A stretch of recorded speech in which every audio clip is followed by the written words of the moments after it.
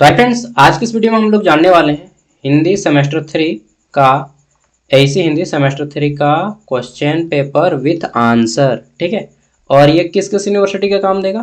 तो देखिए, मैं जितने यूनिवर्सिटी का सिलेबस मैच किया हूँ वो उनका मैं बता रहा हूँ, बाकी दूसरे का पता नहीं। तो 4 यूनिवर्सिटी का सिलेबस मैच कर रहा है। किसका किसका? आर यू, ठीक, एस के एम यू, ठीक, के यू कोल्हान यूनिवर्सिटी और एनपीयू, इन चारों का जो सिलेबस है सेम है एआईसी पेपर हिंदी में सेमेस्टर 3 में। ठीक है, तो इन चारों यूनिवर्सिटीज़ का काम देगा एआईसी पेपर हिंदी। ओके, तो लेट्स स्टार्ट इट। तो चलिए शुरू करते हैं। सबसे पहले मैं आपको क्वेश्चन पेपर दिखाता हूं जो कि 2025 का पूछा हुआ क्वेश्चन पेपर है। ठीक है, हिंदी सेमेस्टर 3 एआईसी पेपर ये है, और टाइमिंग जो है 1.5 घंटा मिलता है। ठीक है, मतलब 90 मिनट का टाइमिंग आपको दिया जाता है। फुल मार्क्स 50 होता है। क्वालिफाई करने के लिए आपको 20 मार्क्स लाना होता है। ठीक है, यहाँ पे देखिए, तो आपको मिल जाता है 1 मार्क्स वाले 5 क्वेश्चन। ठीक है, इस सब को अभी हम लोग नीचे में सॉल्व करेंगे। फिर आता है हमारा ये 5 क्वेश्चन हो गया 1 मार्क्स वाले। फिर 10 मार्क्स का आता है, ये पढ़ लीजिएगा। और इसका संक्षेप क्या बोला गया, संक्षेप में उत्तर दें, इसको शॉर्ट में लिखे। ठीक है, और फिर इन पंक्तियों को पल्लवित करें। पल्लवित करना मतलब विस्तार से लिखना, पूरा विस्तार से। ये 2 लाइन में से किसी एक लाइन पे आपको विस्तार से लिखना है, निबंध जैसा। ठीक है, जैसी करनी वैसी भरनी। या अधजल गगरी छलकत जाए, मतलब अधूरा ज्ञान जो है किसी काम का नहीं होता है। चौथा है आपका यहाँ पे, निम्नलिखित में से किसी एक विषय पर निबंध लिखें। तो आपको इन सभी का मैं कंप्लीट तैयारी आपको पीडीएफ ज्ञान सागर ऐप पे मैं दे दूंगा। ज्ञान सागर ऐप का लिंक वीडियो का डिस्क्रिप्शन में मिल जाएगा। आप लोग अपना अपना यूनिवर्सिटी का कोर्स ले लीजिएगा। 60 रुपया का कोर्स रहेगा, 4 साल। मतलब एक बार अगर आप कोर्स करते हैं तो कंप्लीट ग्रेजुएशन आपको फ्री नोट्स दिया जाएगा इस ऐप के माध्यम से। ठीक है, इस ऐप को स्पेशली नोट्स के लिए बनाया गया है। ठीक है, चलिए, तो कंप्लीट नोट्स मिल जाएगा इसी ऐप में। गाय इन सबको शुद्ध करना है, यही क्वेश्चन है, इतना ही। अब चलिए मैं दिखाता हूँ टोटल क्वेश्चन कितना है, 5 को देखते हैं। तो सबसे पहले हम लोग यहाँ पे FYUGP सेमेस्टर 3 22-26 सेशन में पूछा गया था। अब एग्जाम होने वाला है 23 से 27 वालों का। ठीक है, दिसंबर में सबका हो जाएगा एग्जाम, दिसंबर या जनवरी में, दो ही, मतलब या तो दिसंबर में होगा या जनवरी में। इन्हीं 2 मंथ में सारे यूनिवर्सिटीज़ का, ये चारों यूनिवर्सिटीज़ का एग्जाम होगा। ठीक है, नवंबर में नहीं होगा, दिसंबर में होगा या फिर जनवरी में होगा। देखते हैं। तो सबसे पहला प्रश्न यहाँ पे है 1 मार्क्स वाले 5 कि बृहत निबंध भास्कर, ये एक पुस्तक का नाम है बृहत निबंध भास्कर। इसके रचनाकार कौन है? तो इसके रचनाकार का नाम है डॉक्टर श्याम नंदन शास्त्री। कौन है? डॉक्टर श्याम नंदन शास्त्री। ये क्वेश्चन पूछा गया था। ठीक है, नेक्स्ट है हमारा, अच्छा ये किस यूनिवर्सिटी का क्वेश्चन पेपर है? वैसे तो चारों यूनिवर्सिटी का पेपर मैं कराऊंगा, सबका सेम सिलेबस है, लेकिन ये आपका रांची यूनिवर्सिटी में पूछा गया पेपर है। ठीक है, तो ये मत सोचिएगा मत कि भाई ये तो एसकेएमयू का नहीं है, या ये कोल्हान का नहीं है, या एनपीयू का नहीं। नहीं, ये काम सभी का देगा। ठीक है, सबका काम देगा ये, क्योंकि सिलेबस सबका सेम है। ठीक है, और बाकी यूनिवर्सिटीज़ का भी मैं करा दूंगा एग्जाम से पहले। अगला क्वेश्चन है, वर्ण के कितने भेद हैं? तो आपको मालूम है कि वर्ण के जो है 2 भेद लिखिएगा। ठीक, 4 नहीं, 2, स्वर और व्यंजन। हालांकि संयुक्त और जब आपको रिटर्न में फॉर्म में लिखना हो तो आप रिटर्न फॉर्म में लिखिएगा, लेकिन जनरली जो है 2 ही वर्ण होता है, तो इसको 4 को काट दीजिएगा, इसको 2 कर दीजिएगा। ठीक है, स्वर वर्ण और व्यंजन वर्ण। हालांकि संयुक्त मतलब संयुक्त वर्ण भी होता है 1-2 गो, और एक होता है आपका अनुस्वार ध्वनि, जैसे कि अंग, उआ, ये सब पढ़े ना। हाँ हाँ, तो जनरली अ आ होता है और क ख होता है। ठीक है, अ आ और क ख, और कुछ संयुक्ताक्षर होता है, जैसे कि आपने सुना होगा स्र। ठीक है, ये सब ये संयुक्ताक्षर है, संयुक्त 2 अक्षरों का संयुक्त रूप। ठीक, इसको संयुक्ताक्षर बोलते हैं। तो ऐसे जोड़िएगा तो 4 को होगा, लेकिन जनरली फॉर्म में हम लोग 2 वर्णों के 2 भेद जानते हैं, स्वर वर्ण और व्यंजन वर्ण। ठीक है, चलिए, तो वर्ण को कितना लिखिएगा? 2। ठीक है, 2 ही लिखना है। यहाँ पे 4 मैंने डिटेल में समझाने के लिए बताया, जनरली 2 ही होता है। चलिए आगे देखते हैं। अगला क्वेश्चन आता है हमारा, आंखों में धूल झोंकना का सही अर्थ क्या है? आंखों में धूल झोंकना दैट मीन्स धोखा देना। ठीक है।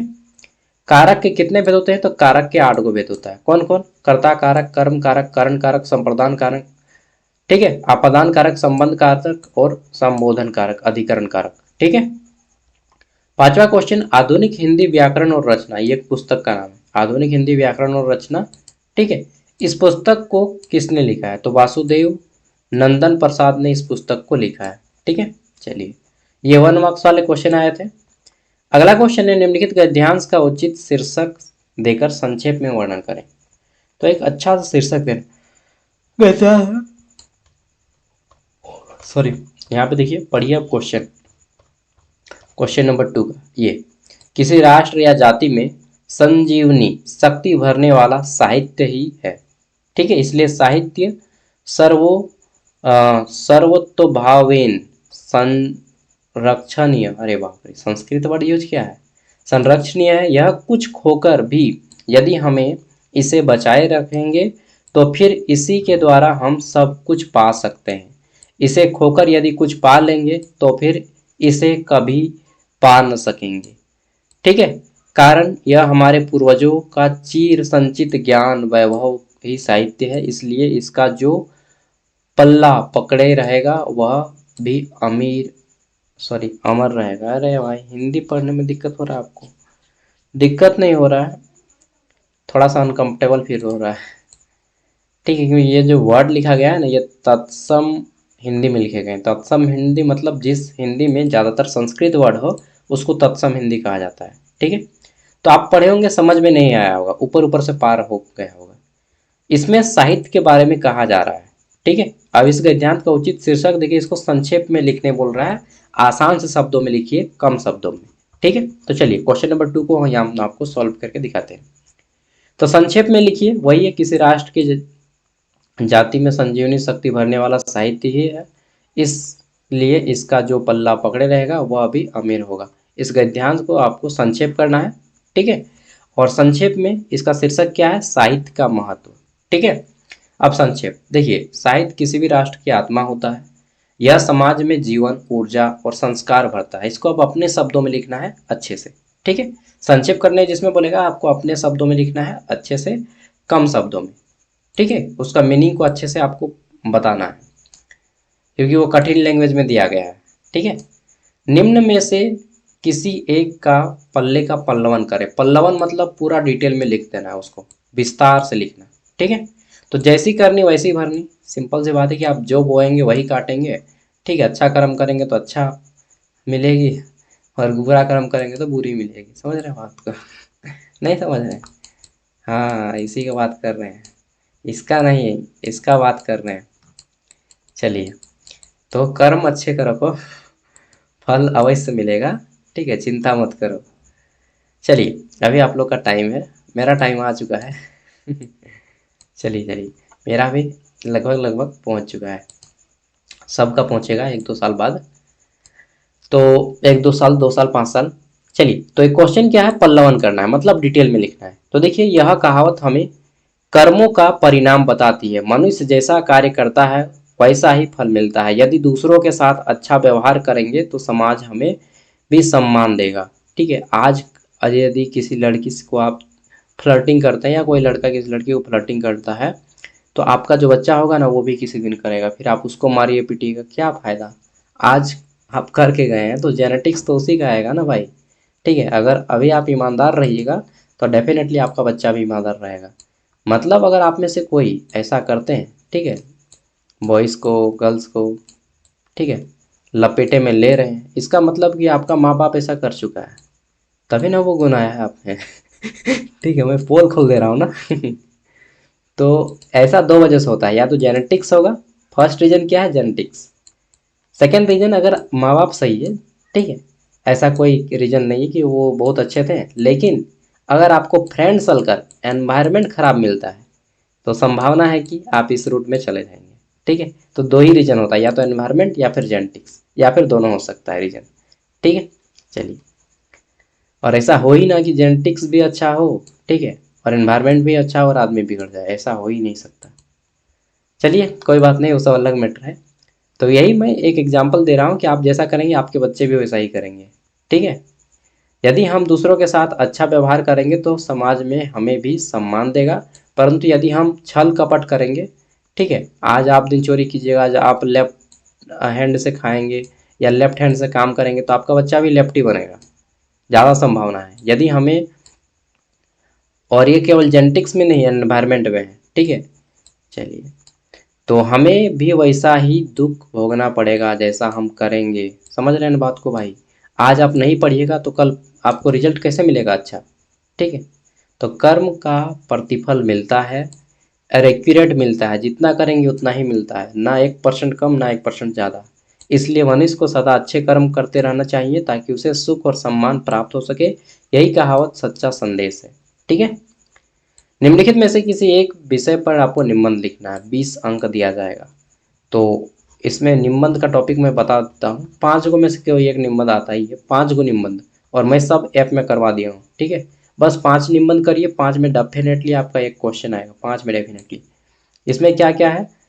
नीति शिक्षा की अनिवार्यता, ठीक है, विज्ञान का महत्व, मतलब राष्ट्रीय शिक्षा नीति, विज्ञान का महत्व, पर्यावरण की रक्षा, स्वतंत्रता दिवस, और इसको राष्ट्रीयता, ठीक है। ये 5 टॉपिक में से किसी एक टॉपिक में आपको निबंध लिखने को आएगा, तो आप किसी भी एक टॉपिक पे निबंध लिख लीजिएगा, ठीक है। देख लिए क्वेश्चन पेपर। अब मैं अंतिम, जो कुछ कुछ क्वेश्चन आता है जहाँ पे आपको शुद्ध करना होता है, तो ये एक टॉपिक पे लिखा गया विज्ञान का महत्व। यहाँ पे देखिए, वाक्यों को शुद्ध कीजिए। तो है गाय का शुद्ध घी लाओ, तो गाय का शुद्ध घी नहीं होता है, गाय का शुद्ध घी होता है, सॉरी, शुद्ध गाय या अशुद्ध गाय नहीं होती है, घी शुद्ध या शुद्ध होता है। तो क्या बोल रहा है? शुद्ध गाय का घी लाओ, नहीं भाई, गाय का शुद्ध घी लाओ। ये जो है ना, गाय पहले आएगा का, उसके बाद शुद्ध आएगा यहाँ पे, ठीक है। गाय का शुद्ध घी लाओ, ना शुद्ध गाय का। शुद्ध गाय या अशुद्ध गाय तो नहीं होता, नहीं, तो क्या हो जाएगा? गाय का शुद्ध घी लाओ, समझे। एक फूलों की माला लाओ, अच्छा, एक फूल से कोई माला बना सकता है? एक फूलों की माला लाओ, नहीं, फूलों की एक माला लाओ, ठीक है, बहुत सारे फूलों से मिला हुआ एक माला।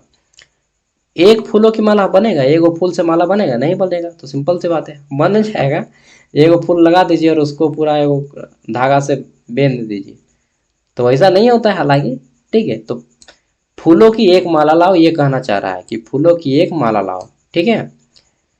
और ये इसका मीनिंग क्या हो जा रहा है? एक फूल से माला लाओ, ये मीनिंग है। तो इसको सही मीनिंग में लिखना है, फूलों की एक माला लाओ, ठीक है।